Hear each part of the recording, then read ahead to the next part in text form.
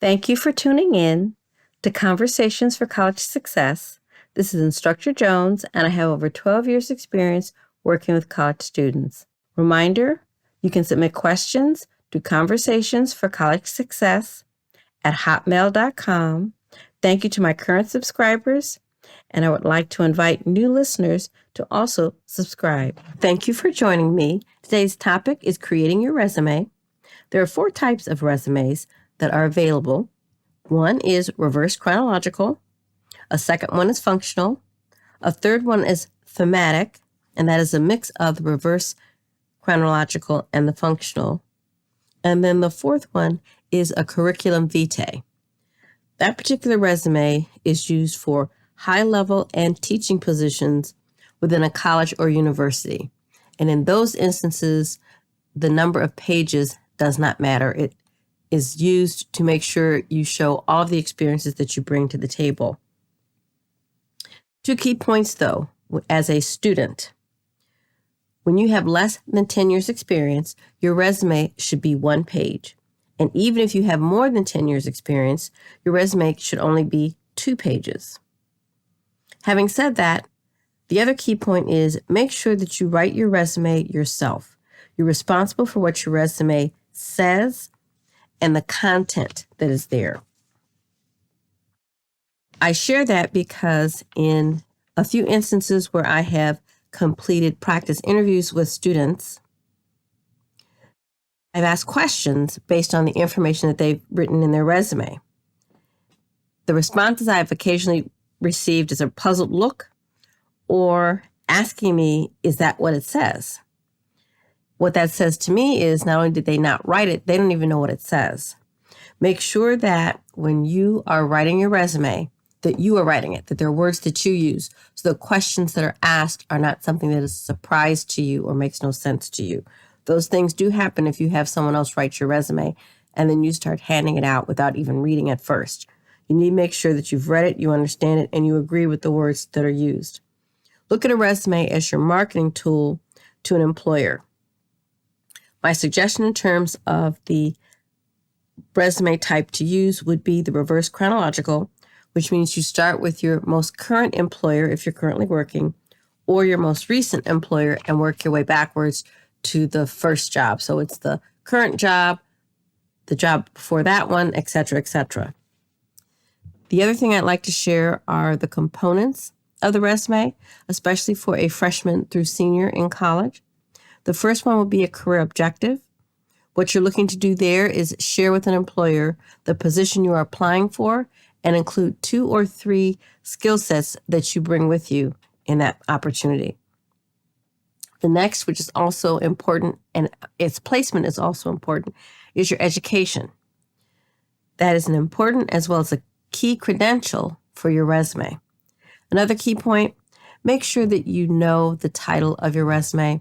I can't share with you how many times, again, I've received a resume from a student and the degree that they're claiming to receive is not a degree from that university.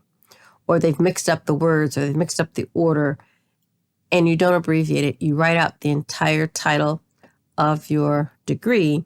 Again, that's one of the most important credentials that you have and why an employer will be looking at you because you are working on completing your education.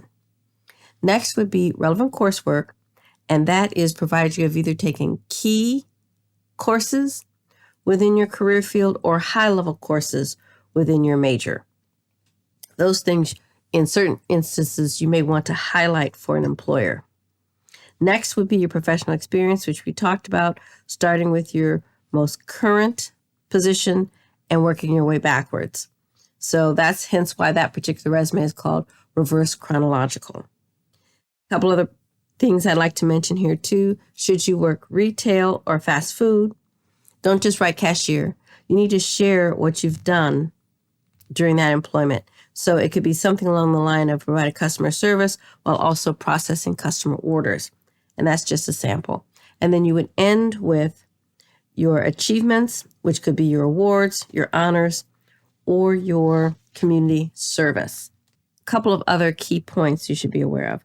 Never lie on a job application, because after you submitted your resume, oftentimes an employer, especially when you're looking for full-time employment, will have you complete an application. An application is a legal document. You don't want to lie on a legal document because it's a fireable offense. In the past, people have put degrees that they have not achieved or attained or haven't even attempted, or they have added organizations that they never worked for. Know that the majority of the employers, I'm going to say 99.9, do what's called a background check. And when they're doing that, they are verifying that you attended that university, that you completed that degree, that you did the things that you shared on your resume. If you've not completed those things, you don't want to share them on your resume because, again, you're lying, and employers, as a rule, do not hire people who lie. So those are some things that are going to be very important for you to be aware of. The other thing I'm going to share is there's any number of places where you can receive assistance with your resume. You can use your career services department. If you have a mentor or a professor, career services department have co-ops and internships that are available for students, as well as full-time employment upon graduation. Your mentor may know of some opportunities for you, as well as a professor may know of some opportunities for you.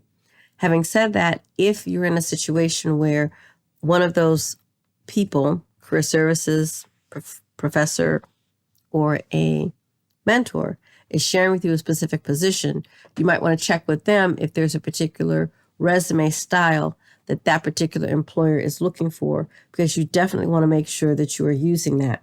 You want to put your best foot forward and give yourself as many positive opportunities as possible to be successful. After you've completed your resume, you want to then turn around and proofread it. You'll proofread it a few times, and then you'll give it to someone else who has no idea that you're writing this resume and ask them to proofread it. The goal is to have as few mistakes, errors, whether they are typos, grammatical errors, etc., as possible on your resume. This is your marketing tool to an employer. It's the first impression they're taking away from you. And if it is not professional, or if it is not set up in a way that meets their expectations, you will actually be separated and put in a pile of they're not going to contact you. The other thing you should be aware of, as you're looking at job descriptions for the various positions, use their words in your resume. Don't try to adjust the word or put something differently. Use their words. Your resume is either looked at by a person or it could be sent through a computer. Whether it's a person or a computer, what they're looking for is how many matches are there. The more matches there are with the words that they use and the words in your resume, the better chance you have of being selected. If there are very few words that match or are the same as the employer's, it's less likely you're going to be selected to go in for an interview.